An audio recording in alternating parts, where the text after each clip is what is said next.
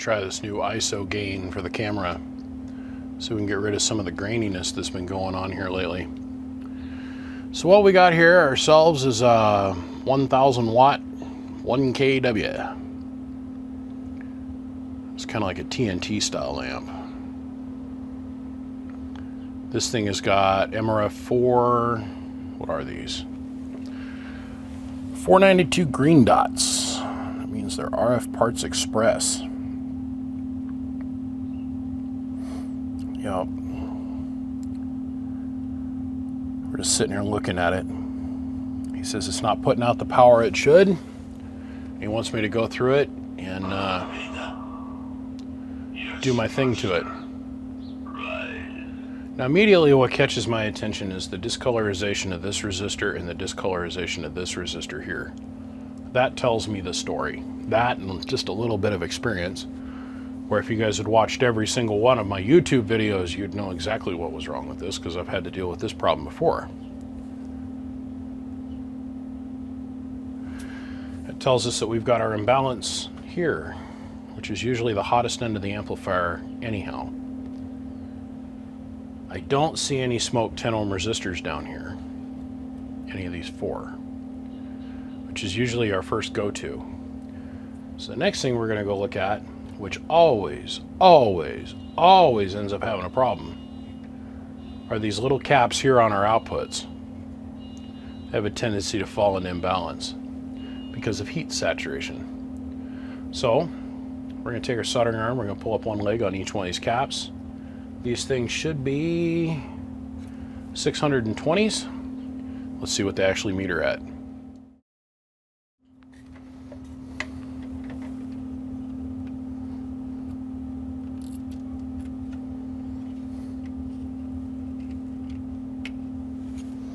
Okay. You know what? I'm just gonna remove them.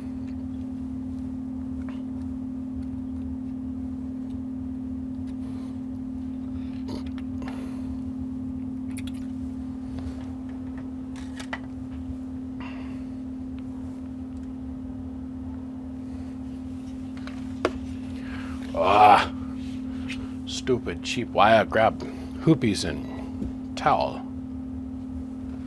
I'm kind of liking how this ISO thingy. I was asking my neighbor who's a professional photographer. I said, hey man, you're gonna come down here and give me a lesson on how to run my camera because I'm losing it. Okay. So picture quality is piss ass for the amount of money that I paid for this camera, other than the focus. That one's a 615.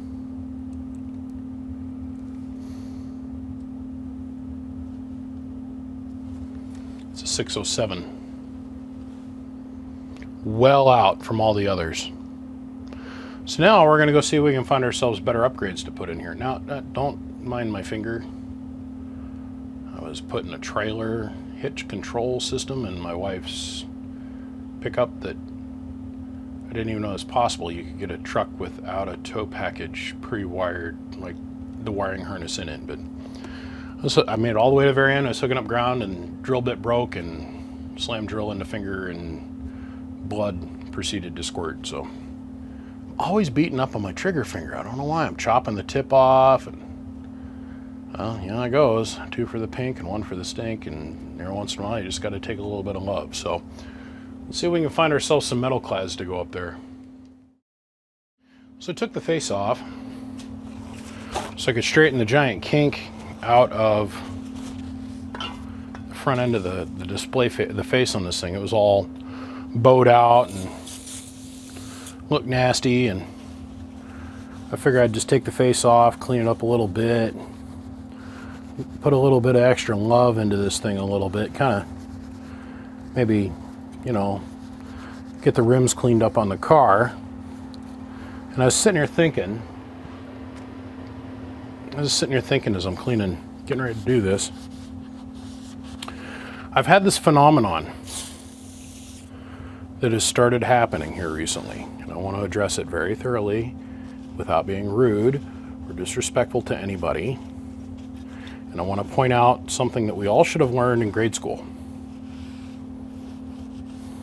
I thought, well, this is the perfect time to address it. Let's get the dirt cleaned off the back of this. Look at this. Oh, it's gross.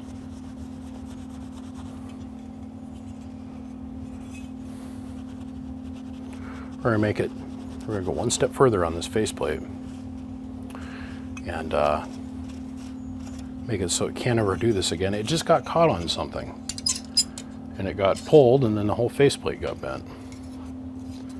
It's weird how things like that happen. Didn't happen here, it came in like that, but I want to send this home better than the way it went out. So we went ahead and we cleaned up and changed out all of these caps, so now they're all balanced. They're all 630-ish. The reason, and that's a 330, a 200, and a 100 puff capacitor, okay? The reason we went that way is so we can prevent what happened initially from happening ever again by increasing our kVA rating, okay? There's more kVA here than in the stock capacitor. Otherwise, it has more potential to resist heat and current breakdown because of the quantity of caps, the size. It's a fancy way of saying it. So let's come over here and let's talk about this here real quick. Okay guys, we're gonna do a little public service announcement here today. I just want to take the opportunity to share with guys that if you are on this portion of the United States here, right here, and you start your day at 6 or 7 o'clock in the morning, when you call your friend or your amplifier technician who lives out here, if it's 6 or 7 o'clock in the morning, it's 4 or 5 o'clock in the morning out here. Okay? Now I know I'm supposed to be an adult, and I know I should probably remember to turn my ringer off before I go to sleep. Taking into account I only take 5 hours a day away from my phone. Okay, at this point.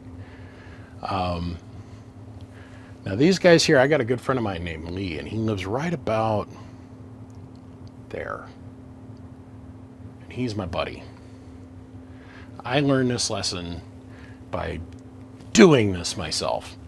I called Lee, I got up and I started my day bright and early at like 7:30 in the morning, and I caught up and I came out here and I called him. There's a 5-hour difference between me and him.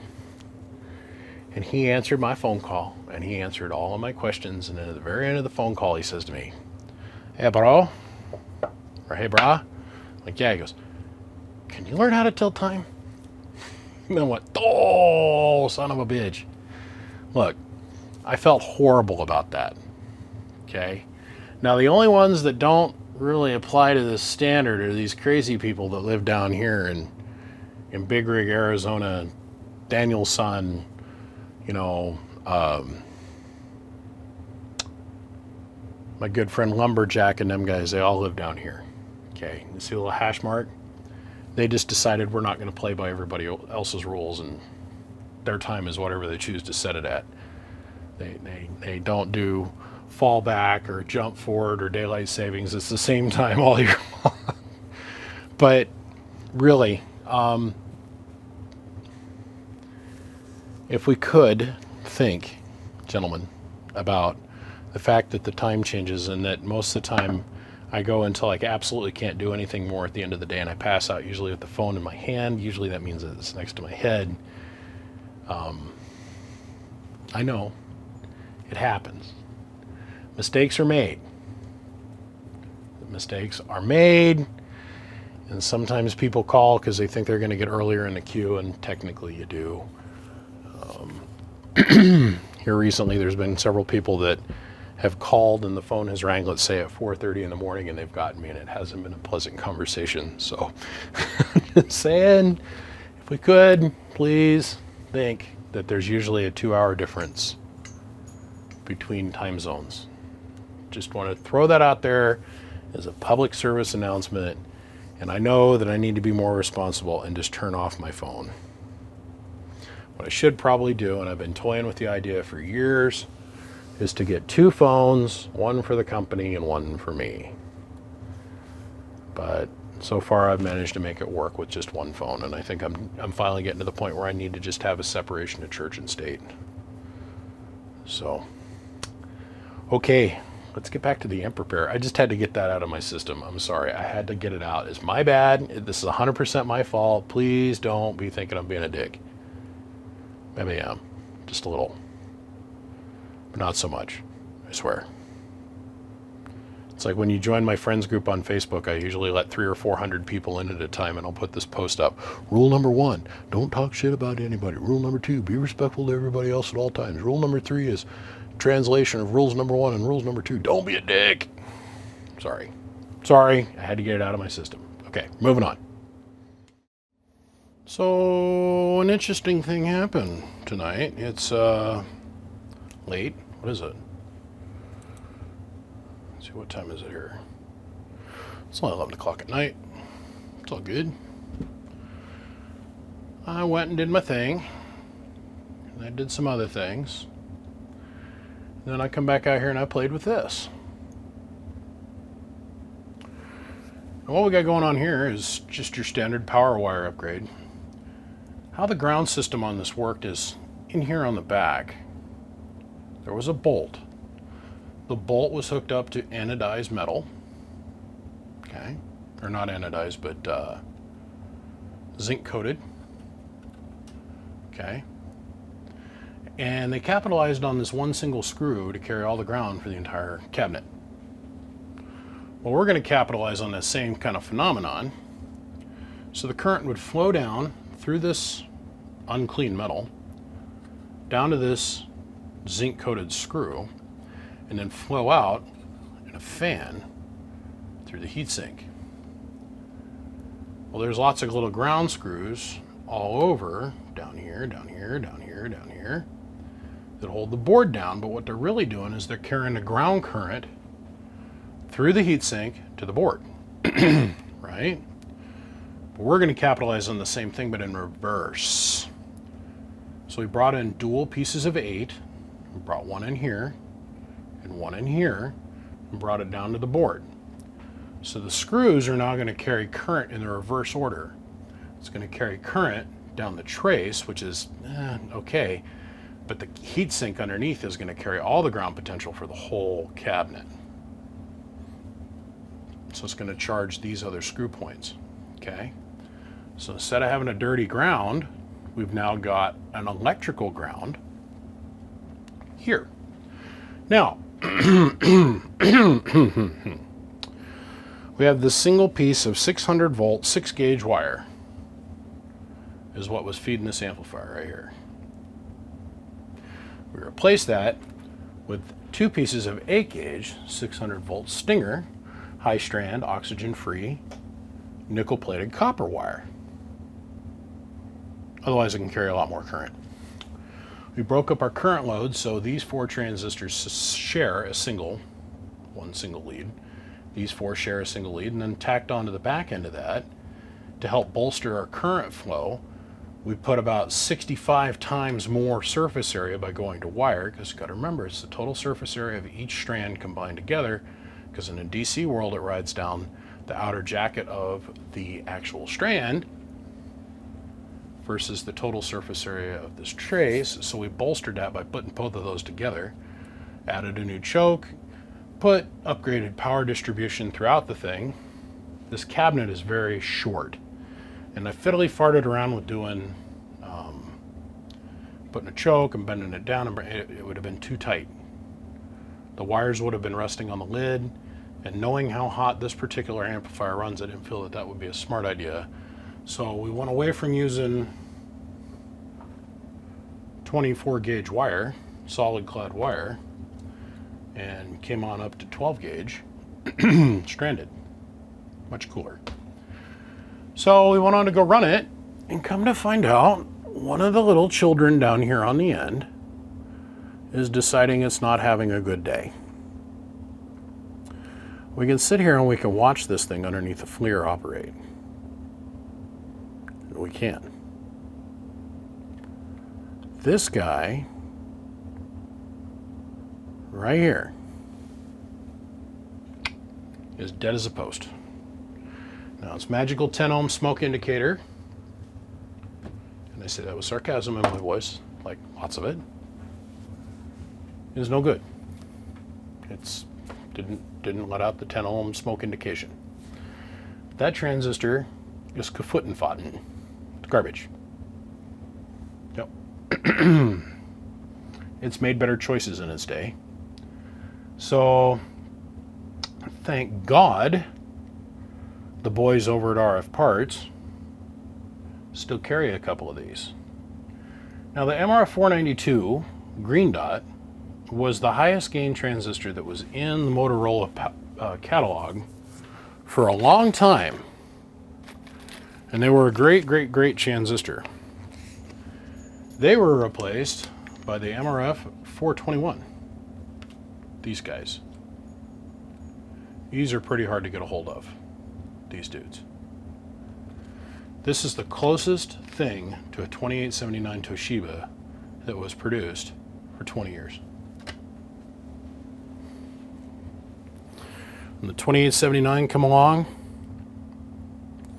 made the rest of these transistors look weak. Is what it is. So, I have a choice to make. And so does the customer. And I'm going to have to call him tomorrow because it's so late at night, and I understand that he's on the east coast of the United States. And since it's 11 o'clock, that would make it, well, 11:30 at night. That would make it, what, 1:38 in the morning. Now, we know he gets up at 4:30 in the morning. So I could call him here at 2 o'clock and wake his ass out of bed. I'm not. I'll call him tomorrow. Our option is we can order some transistors from RF Parts, wait, or we have 2 replacement transistors sitting here in the driver's section, which we can remove. I have viable 2290s that we can put in here, which will do just the same job. And get this thing back running. And it'd actually be cheaper for him than actually buying 2 replacement one of these at $100 a piece, roughly. So, you know, I can get him into 2 2290s for about $60 versus $200. So, it is what it is. But we have to wait and see what he wants to do tomorrow. I'm going to snatch these suckers out of here. I'm going to slap them down in there. The driver's section is working, and being down uphill with an imbalance, the thing is still making 400 and some watts worth of power this way on 12 volts. So I don't think we're going to have a problem achieving our 1 kW when we crank it up a little bit. Just saying. Well, guys, that's it for this particular box. I'm not too sure how the sequence of events is going to quite pan out yet, but I've got a couple others that I get to go play with. They're over here. Now, I have to be careful which side of these amplifiers I decide to show. These are precious rare jeweliums, because the guy went and put his name all over them in Sharpie. We got a Palomar 225, an Avenger 225, and an Unknownium. And he says, get the other 2 working within a certain amount of budget, and then I want to take one of them and pimp them completely out. And I said, dude, I can do that. I haven't worked on 2 pills for a while, so let's go do that next while we're waiting on this guy. Man, am I fighting the urge to call him in 2.5 hours. Oh my God. Da-da-da-da-da-da-da-da-da.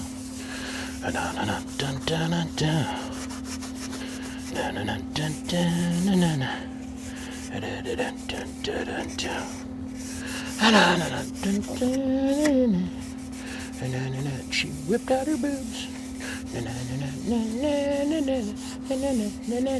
And then she went, ooh, ooh, ooh, ooh, ooh. Okay. Oh. You know, when these guys built these things 1,000,000 years ago,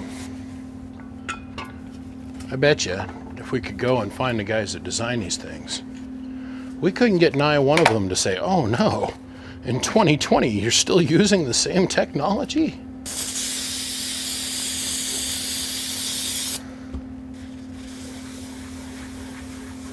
They'd be like, no way. A lot of these things were built, well, with an engineer mindset in play. I don't know, most engineers, guys, their goal is cheap. From the instant you go to college, and me being a graduation of such said fine institutes of higher learning, myself, you are taught that the product that you are going to produce, or that you are being asked or tasked to produce, is to the cheapest standard to which your employer dictates. Okay, now we're all familiar with this. It's just usually the standard is fairly high. Well, in the land of radio amplifiers, that standard has a tendency to be a little different. Especially with this kind of thing. You can see me, I'm over here playing Pinocchio and bending my nose over. This is, look. So it doesn't surprise me that an amp built in the 80s and 90s, the tin on the inside might have a little bit of rust going on.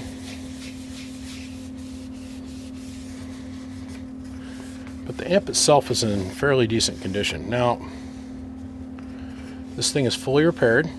Everything in it works perfectly. Preamp, sideband delay, high, medium, and low. Input tune is perfect. Output tune, perfect. I'm letting the fingernail polish seal up on the variables, and I figured what I should do is, because this guy has had to wait so long, I know this because he put it to me in a text, has had to wait so long that I could attempt to do due diligence on it and just at least clean the cabinet up a little bit. Let's see if we can make this at a higher standard.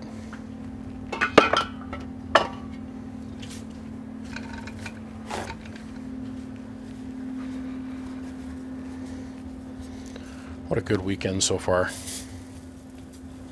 And I love the fact that I'm not rushed. I don't like being rushed. I don't.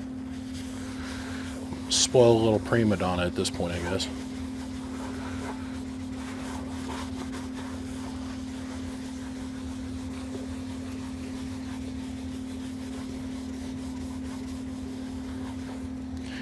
Invisiglass. The other one I buy is Stoner.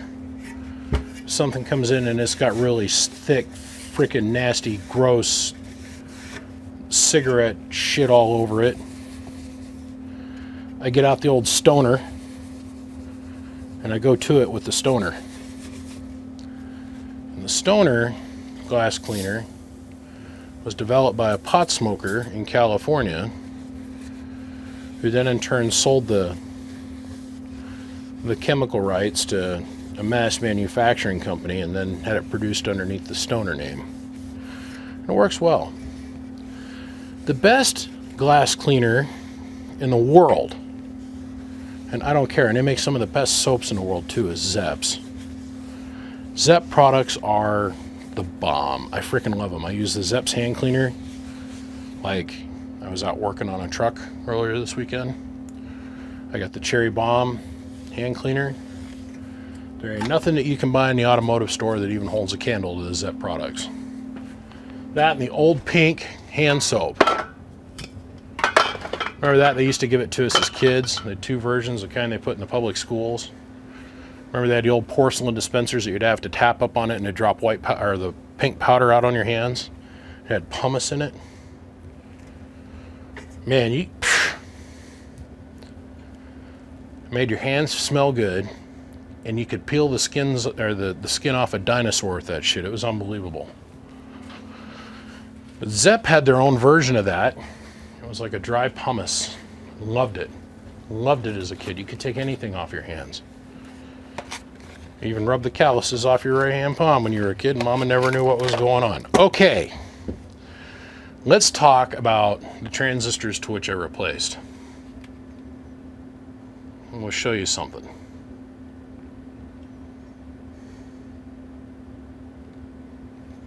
The transistors that come out of the driver's section had the same gain structure as this transistor right here. This is the partnered transistor to the dead one. Okay?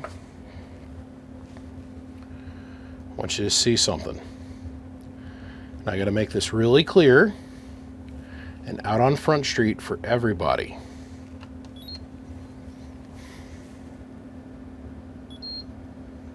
It has a gain of 4. A beta gain of 4.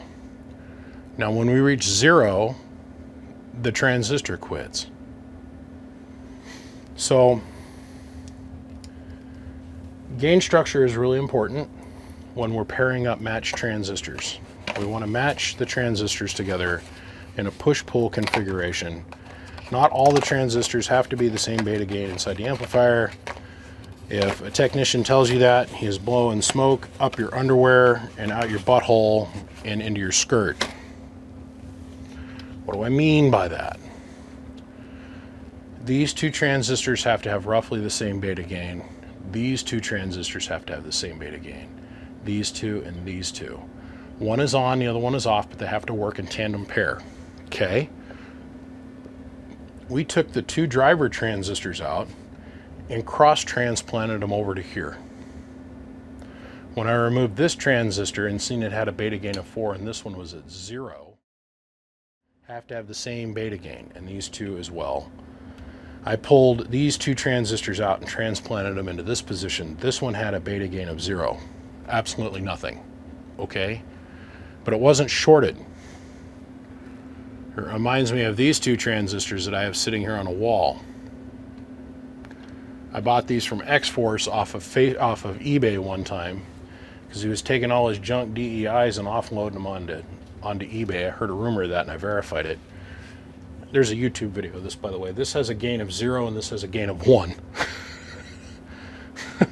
Obviously never been put in anything, but they're completely bad. You can't use them for anything. They'll last maybe one transmit. They'll key up one time. So when you go and you watch X-Force's YouTube channel, you'll see testing transistors with a beta gain of 1. So he grabs these junk transistors, slaps them in a box, and rails them to the corner and says, look, they work just fine. You're right. They might work 1 or 2 keys, but that's about it. The beta gain structure chain exists for a reason. Is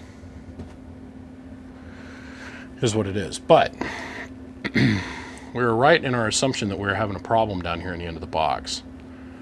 So before I drop these two new transistors in, this one's got a beta gain of 6 and this one's got a beta gain of 7. Okay? I would assume that the rest of these are on the same par. This box has been really hot and abused most of its life. I cannot make any promises how long this amplifier is going to last. If you are respectful of this amp and you take good care of it and you keep it cool and you don't overvolt it and you don't overdrive it and you're not abusive to it, it could last you another 10 years. If you do let it get hot, you do overdrive it, and you have a high SWR, you're going to start popping transistors in this box like they're cotton candy. Pop, pop, pop, pop. The gain structure of the transistor is such in this box that I can't make any guarantees. If I seen transistors with a gain below 9, I consider them to be replacement transistors. Like, we're going to pull them out, set them aside, and we're going to put other transistors in their spot. If you have a transistor with a gain of about 23 to 30 on it, that's a beautifully viable, wonderful, make power till the end of time transistor. The real hot ones have gains up into the hundreds and 50s. Your average red dot Toshiba has got a gain of about 70 to 75. The old cursive transistors, the Toshiba ones, those all had gains over 100 plus from the factory. But as soon as you heat them up, just the process of installing them, you're going to knock probably 20 out of the leak source control, the base emitter collector leak. It's going to bring it down at least 20. This box has been hot and abused, rode hard, put away wet many times in the last 30, 40 years. Be mindful of that. This thing is set up, tuned perfectly. if you run this into a high SWR, or you run this to where it gets hot, or you overdrive it, the only thing I can guarantee is going to last are these two matched 2290s that are in the back. They both have a gain of over 50 on them. Okay? The rest of these are theoretically coming to the bottom end of their life. Beta gain of 4. Beta gain of 4. Not technically dead, still making perfectly viable power, but we are coming to the end of their life. You need to be aware of that.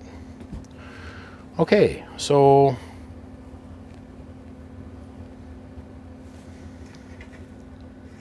let me go finish sprucing up the tin for this thing. We'll be back. Okay, I'm going to take this transistor here, and I'm going to put a black dot on the Motorola.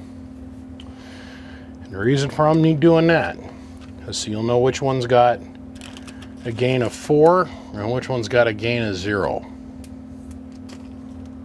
I'm going to send these back with the amp because I don't need them for anything. I don't need them for anything at all.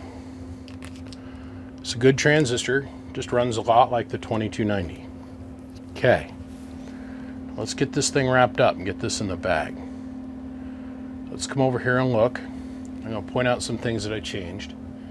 Changed our input caps, disconnected and measured both of these. These are actually within spec. Replaced our output caps, upgraded our internal power distribution, upgraded our input power, and then I took the RG58 solid core wire that was in here and replaced it with RG303, I think. Something that won't burn up when you sneeze a couple hundred watts at it. So I replaced the garbage coax that was in here with Teflon based 303 stranded center conductor. Now the other coax has lasted, what, 30 years. So I just went ahead and updated the output coax. I want to have this hooped over here, by the way. I just got done washing the amp, so I went through and I washed all the flux off of it. These are the two transistors I mucked with. The rest of these, I just made sure all the solder work was good on them. And I think that you're in top shape. So let's get on with the testing process. Power switch works. Sideband delay works. Receive works. Then we have high, medium, high, low, and then medium. Okay, so we're going to start out on low. Now this is an actual physical resistor pad.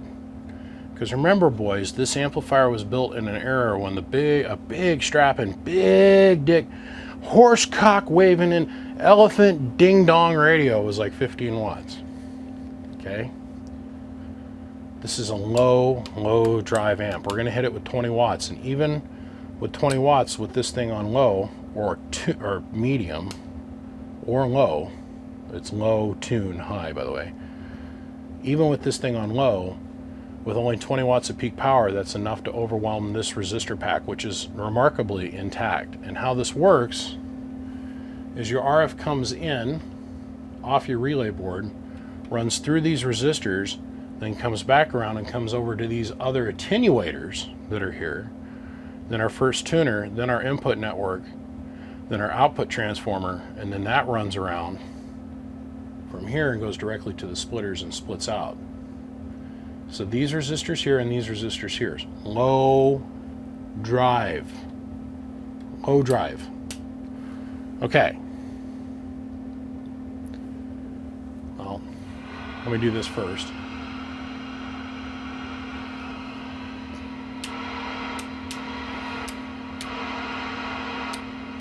Preamp is working. So let me come over here and we're going to show you drive power. We're going to start working through the increments of measurement and going up through the top. So we've got 1,000 watt slug and peak here, 1,000 and bird watt average RMS root min squared power. We're on 14 volts, 14.5. Let's turn our amp off. Hello, audio. Our standard 20 watts worth of drive. Here's our pass-through tune. That's a 5-watt slug in reverse between the 2950 and the amplifier going to the dummy load. Perfectly low, good to go. Okay, so we're going to start out on low. Amplifier on. 850 watts worth of power on low. I go to tune. 1,000 watts on tune. Now we're going to go into high mode, where I strongly suggest this amplifier gets run.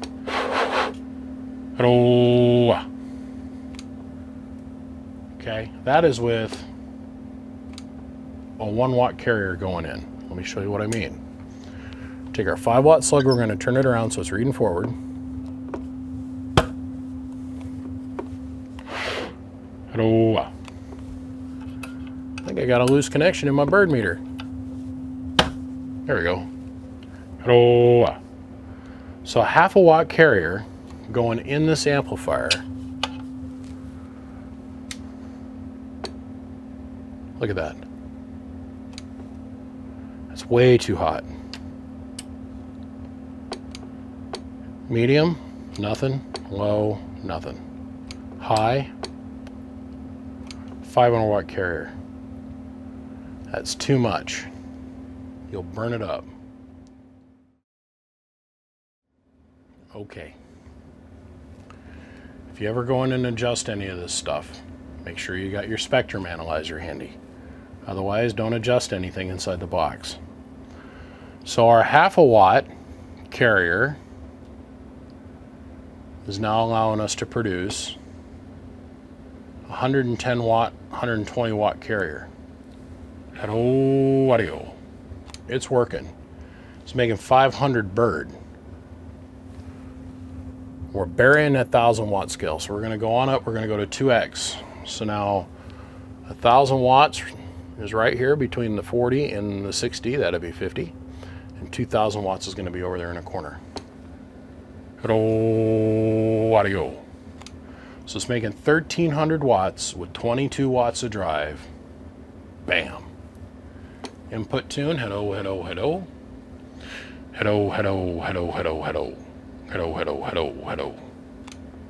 As low as it can go. Leave it on high.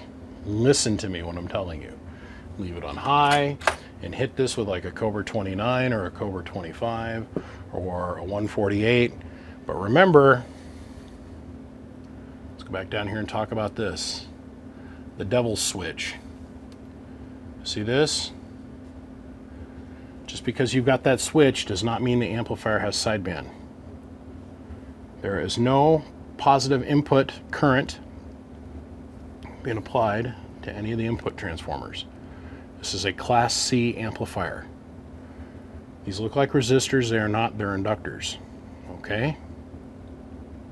Do not run this thing on sideband. If you get your dead key too low and the relay starts chattering, you're going to flip the switch in line. It's the only time we use it. Now, that being said, we got the tin all spoofed up, so now that's the inside of the tin, that rusted pile of junk that we had going on. This is all cleaned up, as cleaned up as it's going to get. That's our tin lid. Now it showed up here and it only had 2 screws in it. Cool. When it comes home, it's going to have 4. Imagine that. This thing is working titties.